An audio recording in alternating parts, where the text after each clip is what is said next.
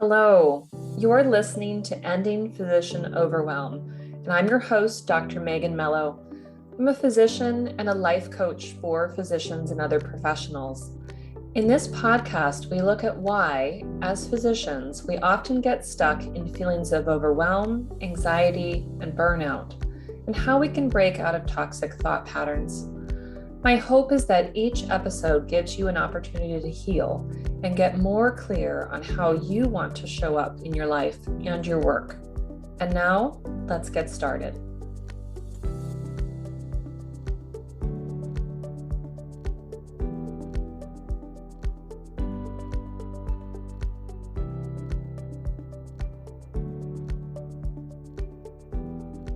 Hello, and welcome to today's episode. I'm excited to share with you Dr. Jimmy Turner, who is a board-certified anesthesiologist who specializes in regional anesthesia and acute pain management at Wake Forest in North Carolina. He completed his medical school, residency, and fellowships at Wake Forest, where he currently practices. He is also a published author with a new book on the way out this summer. He is a successful podcaster and a certified coach for burned out doctors who want to master their money mindset in order to live life on their own terms. In his free time, he enjoys spending time with his wife and 3 children, playing pickleball, which is a Northwest sport, and driving fast cars. Jimmy, welcome to the show. Thanks so much. I'm super excited to be here. Thanks for having me. Yeah, thank you for joining me. So, I'd like to have people start out by just telling us a little bit more about their journey. We get the bio, we get the sort of facts and details, but of course your story is much more than that. So please share kind of your journey. Yeah. So I guess, for the purposes of the show, maybe the best way to start out for those that are familiar with an Enneagram, I'm a type 3 wing 2. It's also known as an achiever. And so you can tell that when you listen to my bio or you get to know me, and I like all the things you just mentioned. I do those things because I have this just never ending need to achieve, to accomplish, to produce. And I love content production. I love teaching. But early in my career, I finished all my training, all at Wake Forest, as you mentioned. And I was surprised that people's financial literacy in medicine was pretty low. And so I actually started a blog, started a business teaching doctors about personal finance, trying to raise financial literacy so that doctors could practice medicine because they wanted to and not because they had to. And even early on, my blogs, like one of the catchphrases on my blog was, fighting burnout with financial independence. And wouldn't you know that 2 years into my career and into this blog, basically, I started burning out myself. And so the irony wasn't lost on me that I was trying to help doctors avoid that and defeat that burnout with money. And I ended up burning out myself. And so it was a combination of a couple of things. And I think this is pretty common when people start burning out. They start having other things that are associated with it, medically or otherwise. And for me, it was a medical diagnosis. And I just hadn't put the pieces together. But fortunately, I had a couple of great docs that take care of me. But I was on the second hole of golf course. I play golf a lot. I'm not very good at it, but I love to play. Those are different things. Yeah. And so I'm playing, and my buddy Mike and I, we tee off on the second hole, and we're sitting in the middle of the fairway. And Mike's about to hit his second shot, and we hear this, this noise, like someone clearly just teed a ball off behind us. And we turn around just in time to watch this white ball fly past both of our faces, 100 miles an hour, which can kill you. And so that's a huge no-no in golf. You just don't do that, particularly when you're in the middle of the fairway. You can see us. Yeah. And this would normally be something that would probably give you a little bit of rise in terms of your anger. And, it's just not something you should do. But all of a sudden for the first time in my life, my heart was in my throat. My hands started to shake badly. I experienced anxiety and fight or flight in the worst way imaginable, and experienced my first panic attack on a golf course. Mm-hmm. And I'm a fast talker, but generally speaking, I'm kind of an even keel kind of person. That's what generally makes you a good anesthesiologist. When things go bad, you can stay calm. And so I was really worried because I had the situation that happened, and my mind was on red alert. Something was mortally wrong. And I told Mike, when they come down here, you're going to have to handle this because I can't control my emotions right now. And so, I started putting some pieces together. I hadn't really been sleeping through the night over the last year. I was at a friend's house meeting another friend's girlfriend, and we're having this kind of family style dinner. And I was drenched. I was soaking with sweat, and everyone else looked normal. I was like, what's the temperature in this house?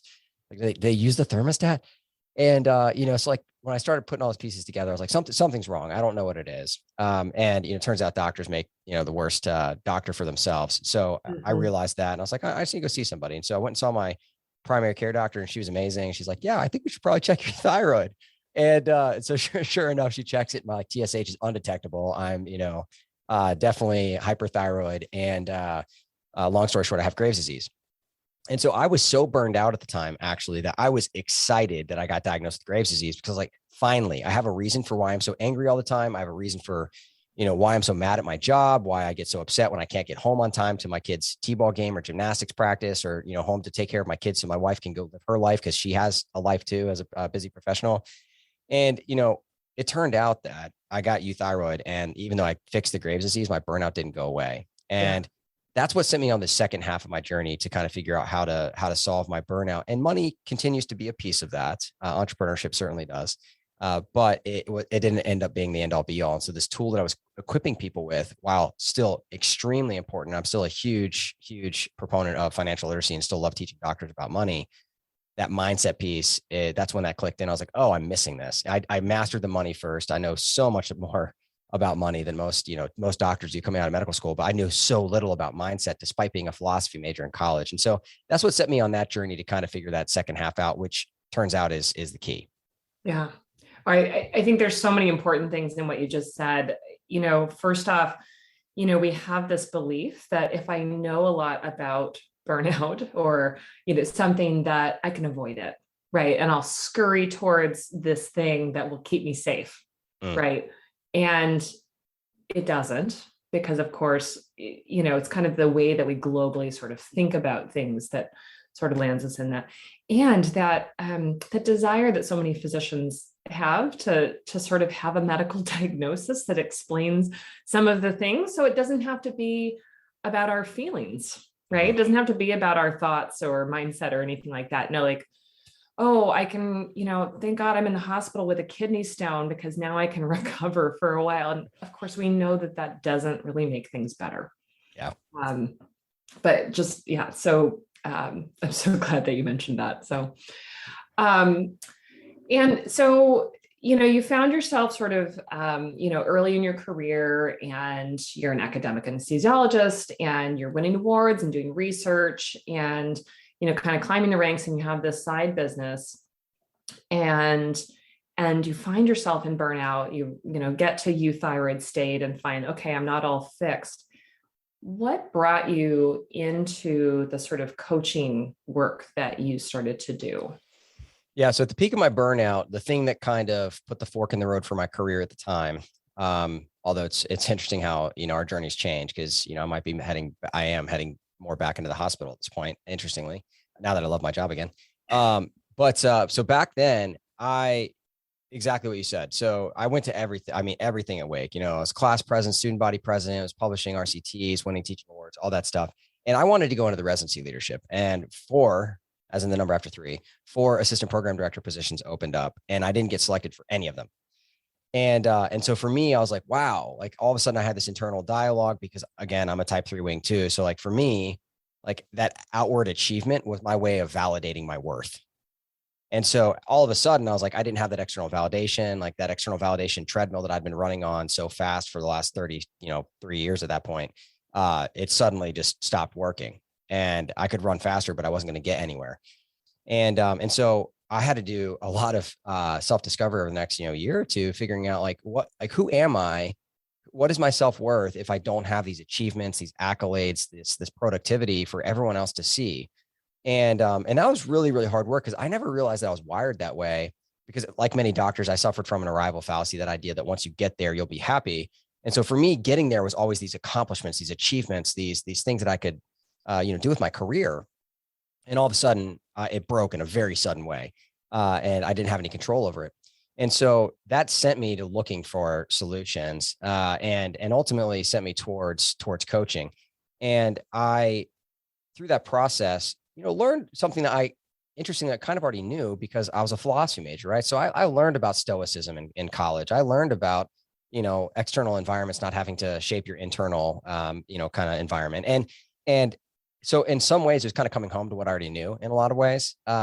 But for me, it was having that sudden break and then having no control over it. And then realizing, wow, this is a really powerless place to be, where I'm telling myself that I'm miserable right now and burned out and feel unappreciated at work, in large part because of something that I couldn't control. And Mhm. so the idea that I could take that back and that I could control my mindset around my situation and my perspective, and I could view the circumstance of not getting selected for one of 4 positions however I wanted to, and that it didn't have to define who I was, kind of flipping the script on that failure, which it turns out would be also extremely helpful as an entrepreneur. That was the first journey, my first foray. And honestly, in my career, that was the first time I'd like fundamentally failed in my mind at something, like categorically failed 4 times. Yeah. And, Yeah. and so I was like, wow, this is awkward. This is hard to deal with. And so it was figuring out that piece and who am I outside of those external things that really started to help me a lot. Yeah. Yeah. And I hear in your words, I was feeling these things, I was noticing these problems, and, I just tried to work harder, right? Mm, That's so often our solution, right? It was just like, well, I just need to get tougher. I just need to work harder. Obviously need to be better. And your failure is not getting one of these prestigious jobs, mhm. right? It's not being fired in this circumstance. It's not, I don't know, losing your home or, things like this. It's like, no, I didn't get this highly competitive job. And therefore, we just want to turn that into like, I'm a failure. Yeah. Not just I failed to do this, but I'm a failure. Yeah. And I think people, we tend as humans to focus on negatives more than positives. And like, I Mhm. could have looked at all of the other stuff that I had been doing, that I was doing, that I am as a person, both personally and professionally, and been perfectly content with that. But I chose to focus on the one thing that didn't work out, like you're saying. So totally Yeah. true. Yeah. And I'm curious too about, if you could speak a little bit about Stoicism. I have recently been reading a lot of Ryan Holiday's works, and my interpretation of Stoicism had always been, oh, well, you just kind of harden up. You just kind of, um, um, I don't know, just yeah, kind of toughen up to whatever's going on. But that's not really it. It's really more about, life happens, good and bad, and how can you sort of roll with it and not have your whole personhood sort of erased by it. But I'm wondering if you can speak more about Yeah, that. no, Ryan Holiday's books are fantastic. We're talking about earlier failure, and his, book, The Obstacle is the Way. Like, the obstacle's not in the way, the obstacle is the way to success. And exactly, got it right in front of you. So he's fantastic in that regard. And I think Epictetus kind of sums it up best when he talks about the chief task of life being able to separate, the external things that you can't control from the internal things that you can, and basically the realization that those internal things that you can control determine how you feel. Mhm. And so, like, in the coaching world, we like to think that these ideas are often new, but they're really just newly packaged ways of understanding the same sentiment. And it comes from a variety of places, not just Stoicism, but that chief task of life. If you realize that it's that internal dialogue that determines so much, well, all of a sudden you're not a victim anymore, right? And in medicine, that idea couldn't be any more important right now, because we can't even agree on what terms to use when we talk about this. Like, some people are like, oh, burnout, that's a highly offensive term, we should use But moral it's injury moral instead. injury. Yeah. Yeah, we should use moral injury instead. And so Yeah. I spent an entire chapter in my book literally talking about just that, like moral injury versus burnout, and why it's important to understand that they both exist. It's a both and. It's not an either or dichotomy. That's a logical fallacy, by the way, Yeah. right? It's a systemic phenomenon of moral injury is what causes the individual phenomenon of burnout. And so it's really interesting because it's that separation, the external and internal things, right? The Mhm. chief task of life, according to Epictetus, is to determine how to separate those things from the externals, which you can't control, and the internals, which you can. Yeah. And I think that's such a good thing to tie into, discussion about burnout in medicine, right? Is that there are absolutely 101 million, things that we could point out in the system and in the culture of medicine and, the insurance and all of those things that contribute to our burnout. Absolutely. And the fixes for us as an individual have to be internal. Mhm.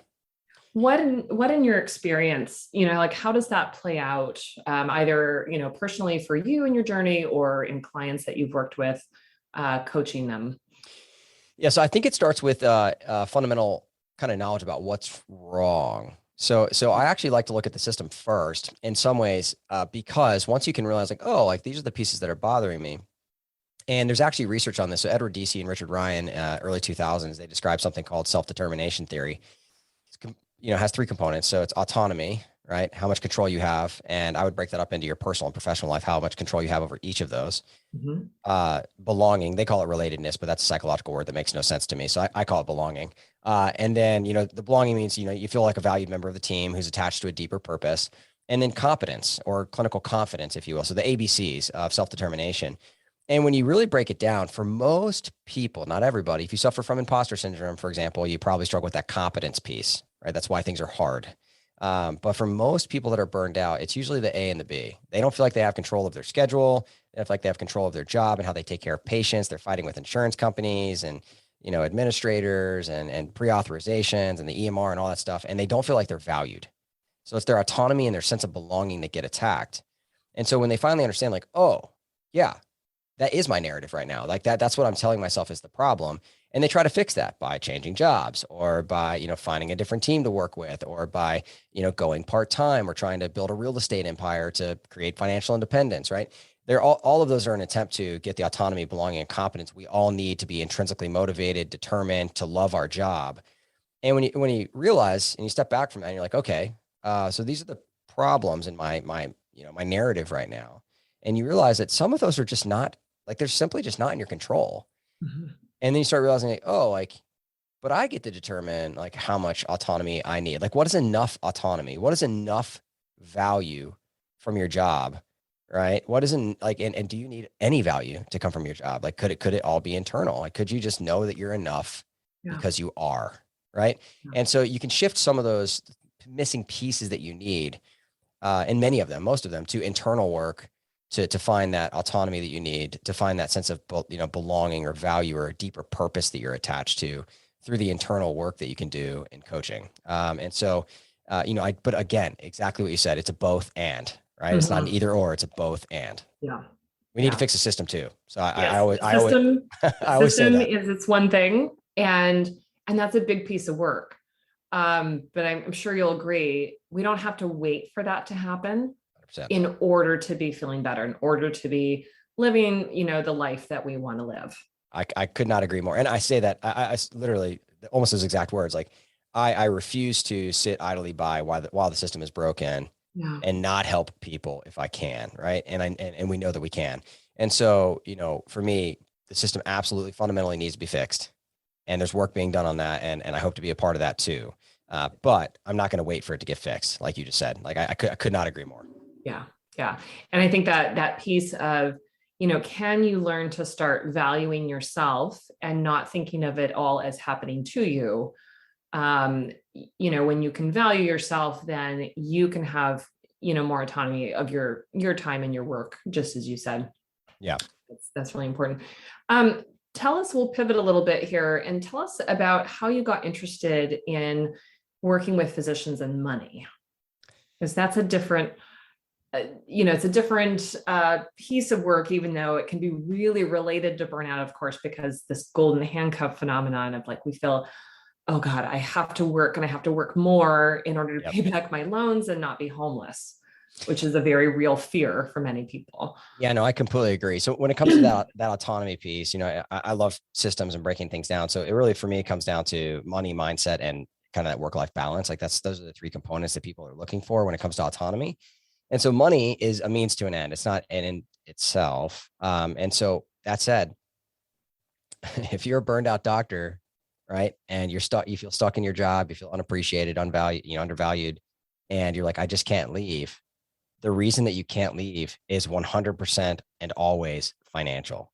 Yeah. Like when people say like, I just can't leave. And it's like, well, either A, that's a story you're telling yourself, or B, it's because of money. Yeah. There's no two ways about it. And so that's why most people, the first solution that they look for when they're burned out is a way to change jobs, build a real estate empire, create financial independence some other way, join the FIRE community, the financial independence retire early community that exists. And so it makes sense, but it doesn't fix the problem. So for me, the way that I got involved in that was, I made a lot of financial mistakes. I went through bankruptcy as a kid. My parents filed bankruptcy when I was, age of 10. They racked up 6 figures in credit card debt. My dad got, let go from his job. And so, we were, without my grandparents, we probably would have been on the streets. And so, I experienced poverty as a kid, but for the most part, it was like a middle upper class, upbringing. But what I learned from that experience is that like money was bad. Like money caused problems. And so for me, my way of dealing with that was just not knowing anything about it. Like if I just stayed, naive about money, then it couldn't hurt me. And then it did naturally. So, my fourth year of medical school, we have our first kid, Grace. She's now 11. And I was like, oh, I should probably get life insurance, so if I die or Kristen dies, my wife, we'll be able to take care of Grace or each other, depending on, the scenario. And I approached somebody who's a brother of one of my medical school classmates. So, thought, trustworthy source, and ended up talking me to apply to disability insurance. And it turns out that I have an essential tremor. I take propranolol for that ever since, performing a lumbar puncture on neurology when a neurology resident told me I had an essential tremor. And so I'm getting this disability insurance. I'm like, no, I don't really think I need that. I don't have an income. Why would I need disability insurance? And I didn't realize at the time that disability insurance by itself is arguably the most important financial task any physician should take care of, get own occupation specialty specific disability insurance. And, but I didn't have an income and I did have a medical problem. And so I got denied. And when you get to training, most training places have a guaranteed standard issue policy, which doesn't include any medical underwriting. It doesn't include any look into your medical history or the medications you're on. They wouldn't have known about my essential tremor or my propranolol. It's a guaranteed policy. Yes, it's a little more expensive because they're taking more risk, but you can still get an own occupation specialty specific policy. The only stipulation on that policy, though, is that you can't have been denied before. And so because I wasn't financially literate as a fourth year medical student and got talked into applying to disability insurance when I shouldn't have been applying, I to this day cannot get disability insurance as a physician. And so that was the first thing. And the second thing, we had a financial firm come and talk to us, for our financial boot camp, or our intern boot camp. And they're like, oh, we'll give one talk on money. We'll bring this firm in, they'll talk to us. And it felt kind of sleazy at the time, but I didn't really know why. And I kid you not, 3 years into training, the CEO of that firm got thrown in jail for fraud for like 11 years or something like that. And so like I had a massive distrust of the financial industry, started learning this stuff. And then I realized that my massive distrust was actually well-placed. You should probably have a healthy distrust of the financial industry, to be honest with you. Money under the mattress from now on, right? Like, yeah. Well, no, don't do that either. Yeah, there's this thing called 9% inflation we have right now. But yeah, so all of that created this desire in me to learn this stuff. And I was like, oh, wow, like this is actually not as complicated as some people make it out to be. And there's a way to systematize this and make it easy for other people to learn. And so I started creating a personal finance curriculum at my medical school for the fourth year med students. I've got a personal finance curriculum opening up at the Physician Philosopher in June of this summer. And so, I love teaching about personal finance. It's so needed. And the reason that I love it is to protect other people from mistakes like the one that I made and others that you can make as a physician, because you have a target on your back. Yeah, absolutely. Absolutely. People in finance, I think, see you as an easy, like, okay, you're a high earner and you don't know anything about money. Perfect combination. And then of course, many people make mistakes, and then, shame gets, in the way of talking and sharing stories and all the like. So yeah, it very much feeds into that golden handcuffs. I have to keep working at this job. Don't have any other choices, no other skills. And yeah, that feeling of being trapped. Yeah, completely. Yeah. Okay. And then tell us a little bit about the book that's coming out this summer called Determined. Yeah. So I'm super excited about this book. So, it's called Determined: How Burned Out Doctors Can Thrive in a Broken Medical System. So even the title gets at that both and, right? The medical system is broken, but you can also thrive. And I'm super excited about it. So the first half of the book, I talk about those systemic problems that, we just mentioned, and how that has an impact on doctors. And because I refuse to just sit there idly by while that system is broken, the second half of the book is teaching individual doctors, what they can do about it in their situation, even if that system refuses to change. So I spent, hours and hours and hours over like 4 or 5 months writing this book. And then it's been, the process of getting edited, and I've been, using a different kind of system than I used last time. I self-published the first time I published a book about personal finance for doctors. And this time I used a company to help me out. And it's a different process. But it's been a ton of fun. I'm super excited about this book because, marrying the ideas of self-determination theory, some of that's, concepts that I talked about earlier, with burnout. And when you look at them and you understand them, they're almost mirror images on the other end, like polar opposite ends of the spectrum. Like when you don't have self-determination, right? The three things that are involved in there, you have the three components of, what Freudenberger described as burnout, right? So, you get the depersonalization and the emotional exhaustion, like, they're mirroring counterparts to each other. And so, people are often saying, how do we fix burnout? And it's like, well, you provide these things that cause self-determination for people that can determine how to work and live and love their job. And so I kind of discuss the ideas that are in those two systems. I love that. I love that bringing those two things together, because I think you're so right. It's, as much as we would want, okay, well, if the system gets better, then magically I'll feel better. That also doesn't work the same way that often just changing jobs doesn't work, or just going on vacation doesn't work, right? Because it's really about the mindset and how we're thinking about it within the context of the system. Mm-hmm. Right. Yeah. And I think that, and I talk about this in the book, but it's hard because sometimes people can listen to this. And I remember people talking about this topic when I was burned out. I got so mad. They're like, no, like this is victim shaming or victim blaming. You're saying it's my fault. I'm not broken. Like, it's not me, it's the system. And the process that happens, it's like the one Martin Seligman describes this in his experiments, is learned helplessness. Right. And, it's the, and I love and hate that experiment at the same time, because I have a German Shepherd. So they use German Shepherds in that experiment to describe it. But like, yeah, when you think that there's nothing that you can do to change your situation, you are by definition experiencing learned helplessness. And I know that feels like a fact, but it's not. It's not a fact. It's a story. It's a narrative. It's a perspective that you have about your situation that can be changed. But it takes a lot of work to change it. And the one thing you have to let go of, which is the most offensive thing in the world for someone who's burned out, is that you're not a victim. Yeah.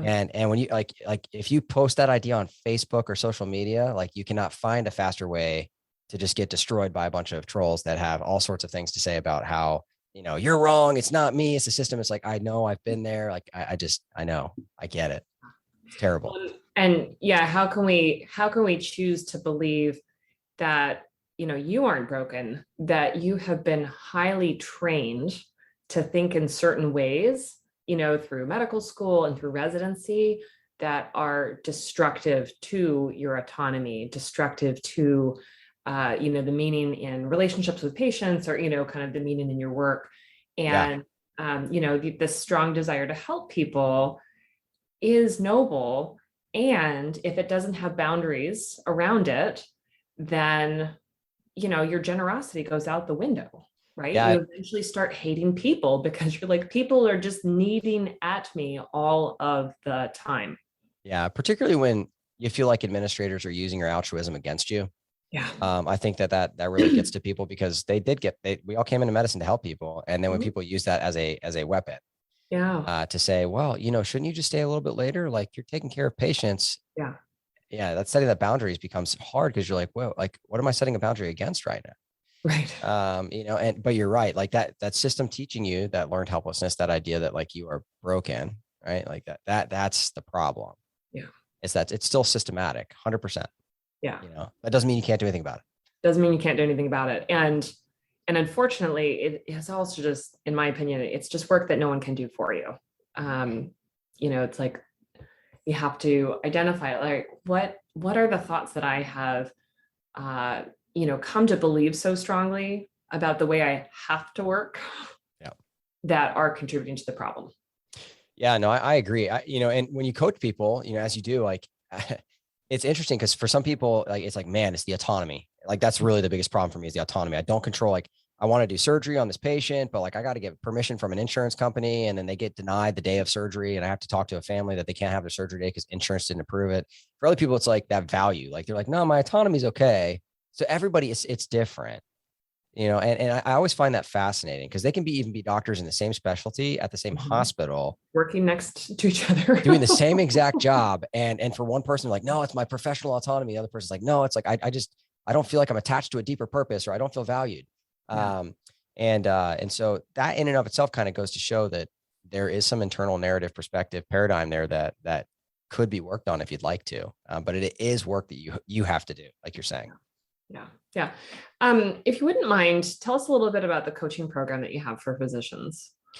Yeah, so we got coaching programs called the Alpha Coaching Experience.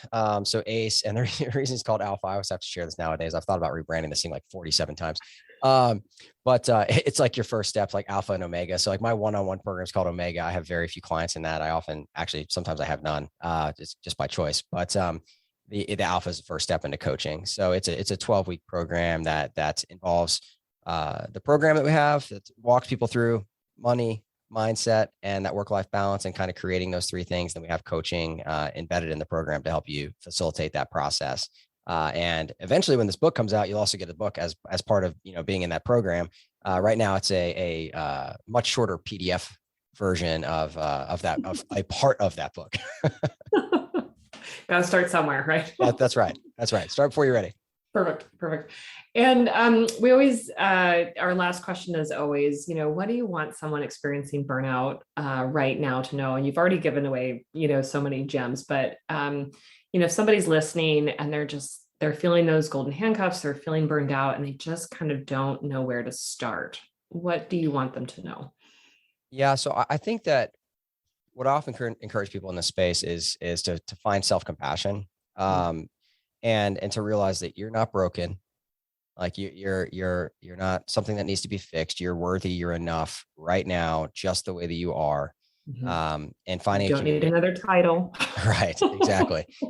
Finding a group of people that can help support you, and that the accompanying thought is, and I always ask people, like, what would you tell somebody else in your situation, right? So like sometimes self-compassion feels very hard to find.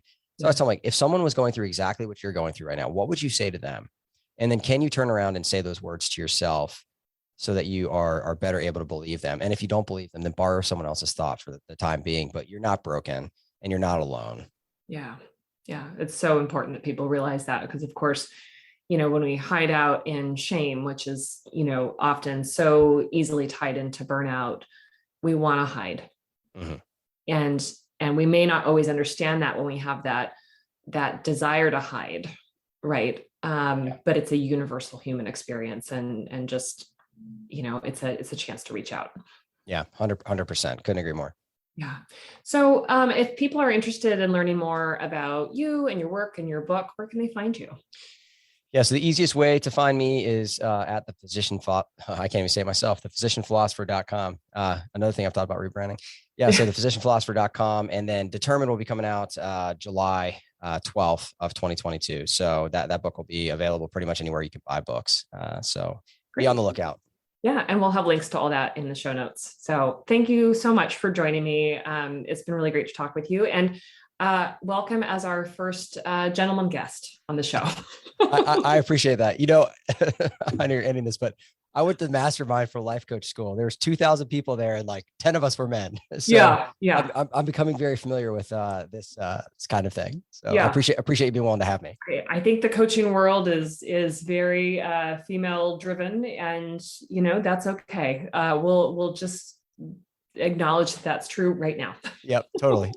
Thanks for having me on, Megan. Yeah, thanks. All right. Well, thanks everyone for listening. And like I said, we'll have links to all of those in the show notes. And thanks for tuning in. Bye-bye.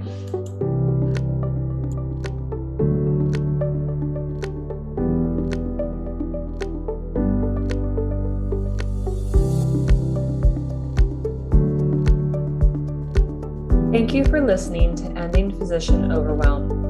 If you've learned something today or felt moved, please share this episode with a colleague, and be sure to like and subscribe so that you don't miss an episode yourself. If you'd like to know more about me and my coaching practice, you can find more information at www.healthierforgood.com. Until next time, take care.